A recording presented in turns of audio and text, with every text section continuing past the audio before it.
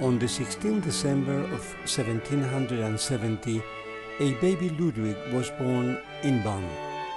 We are listening to the hymn of the happiness thanks to the genius and spiritual gift of his author Ludwig van Beethoven. With lyrics by Friedrich von Schiller, became the European anthem from 1985.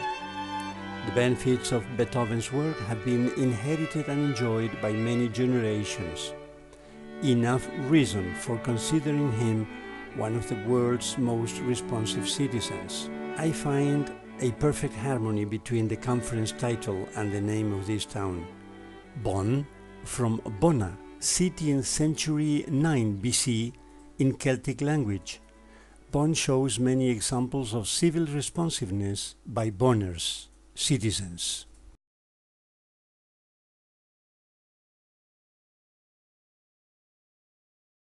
An old British proverb says, "Need is the mother of invention." We come from the four corners of this world in crisis to a 64th annual conference held in a prosperous country like Germany. And we do come with a wide open mentality towards exchanging experiences, innovative programs and projects. Just 5 days ago ended a 5-day economist meeting at Lindau, Germany.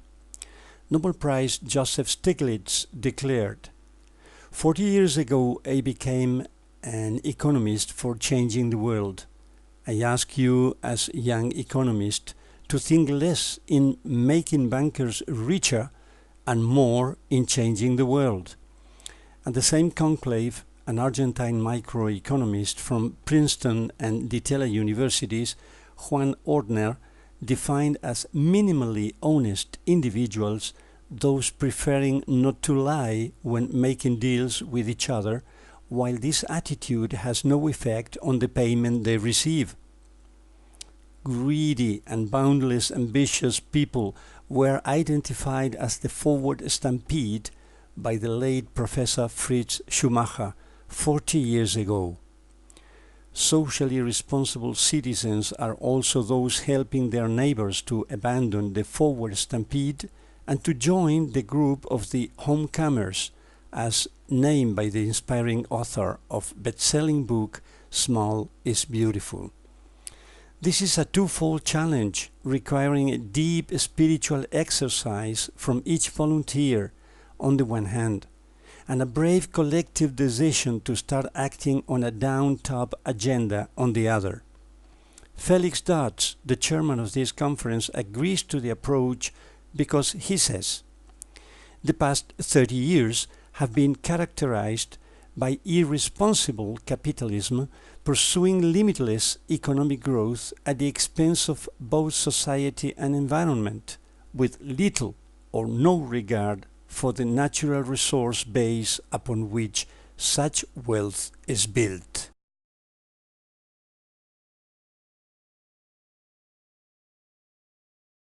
Professor Fritz Schumacher had foreseen all this 4 decades ago. I have no doubt that it is possible to give a new direction to technological development, he said, a direction that shall lead it back to the real needs of man, and that also means to the actual size of man. To redirect technology so that it serves man instead of destroying him requires primarily an effort of the imagination and an abandonment of fear. Talking to a businessman about the workshop and inviting him to kindly contribute with a donation, a week ago, I received this answer. What shall I receive in return? We are used to hear expressions like this. Or, if there is something I can do, I just won't do it if I don't get something out of it. I'm practical, you know. Pragmatic people fully engage in things that make them feel happy, and they only engage in things that provide them profitable results. Life ends with death, after all, they say.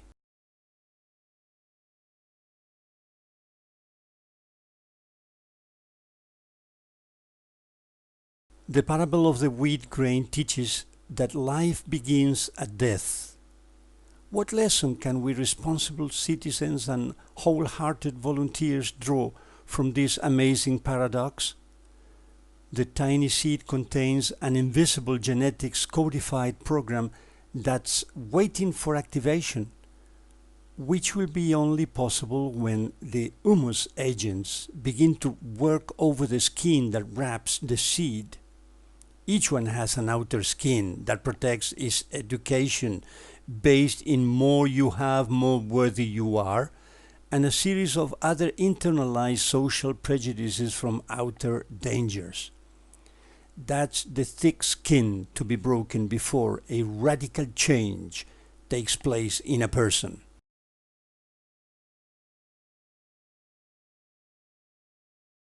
Let's do this simple exercise. In stage 1, the seed is buried. Figuratively speaking, it is dead. If we are responsible citizens, we have a DNA that demands us to die to selfishness, pride, consumism, and superficialities before being able to truly identify ourselves with the needy. Same occurs to all volunteers once their outer skin of ego breaks. The inner life and vital values emerge, and a deeper knowledge of self will strengthen them to better serve the others, while understanding and respecting their cultural differences. In stage 2, thanks to soil nutrients, the seed gives birth to a bud. Invisible life leaves darkness and begins to look for external light, and roots grow stronger and deeper. Volunteers present service will have true success in future as long as it is deeply rooted in ancient wisdom. Professor Wickham will further develop this idea of the effective volunteerism in a society in need of deep changes. His focus is on ethical values of an efficacious volunteerism. In stage 3, there still are signs characteristic of our ancient seed, whilst long roots grow even deeper. This is a time when volunteers seek for wisdom and skills necessary to offer a solid and lasting service. We are suddenly surrounded by other agents. Some are more experienced NGO volunteers, or salaried public employees, or professionals, or politicians. All of them make us feel a sense of fear. Will we give the measure? In stage 4, a young plant shows signs of vitality and strength. There is equilibrium between roots and height.